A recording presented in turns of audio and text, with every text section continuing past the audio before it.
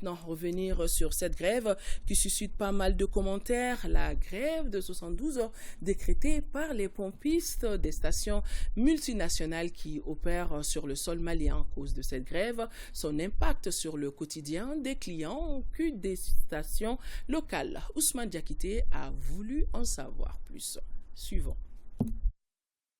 Les torchons semblent brûler depuis un certain temps entre les pompistes des stations multinationales et leurs employeurs, ce qui les a conduits à observer une grève de 72 heures pour non-satisfaction de leurs doléances. Aussi, ils accusent leurs employeurs d'exploitation de l'homme par homme. On a décrété une grève de 72 heures parce qu'il y avait une convention entre nous, les pompistes, et nos directions.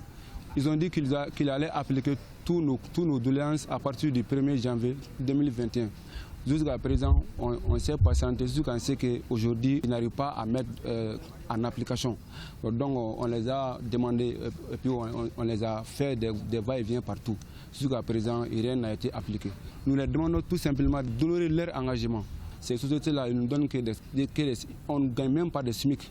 35 000, 25 000, 30 000. On gagne ça. Ces raisons font que rien ne va plus entre ces pompistes multinationaux et leurs administrations. Ils ne décolèrent pas et décrètent une grève illimitée dès cet instant. Le fait qu'il n'y a pas d'accord entre nous, l'illimité est commencée jusqu'à nouvel ordre.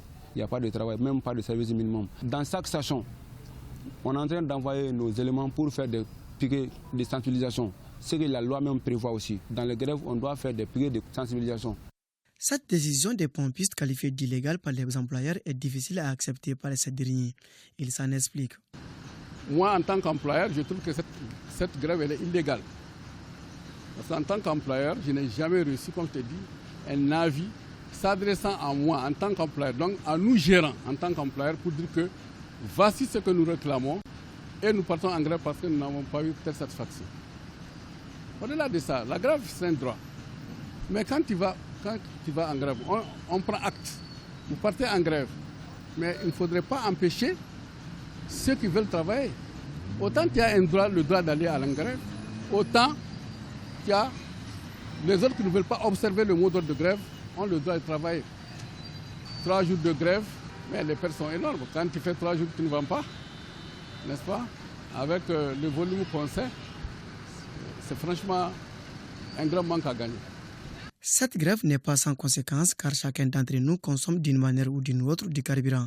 Seulement à 3 jours de grève, l'impact est visible et certains doivent désormais faire face à de nouvelles dépenses. Je suis surpris, j'ai même pris mes 2 tickets, je voulais me ravitailler, on me dit qu'il n'y a pas de... Bon, je suis surpris, je vais être obligé. D'habitude je paie avec du carburant qu'on me donne au service. Bon, puisque je n'ai pas... je vais être obligé de débourser de l'argent pour payer. Donc, c'est une dépense de plus pour moi.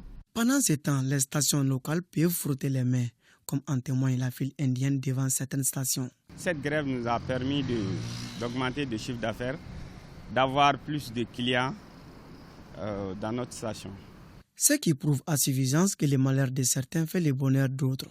De toute évidence, il urge de trouver un compromis entre les grévistes et leurs employeurs pour le bonheur des consommateurs.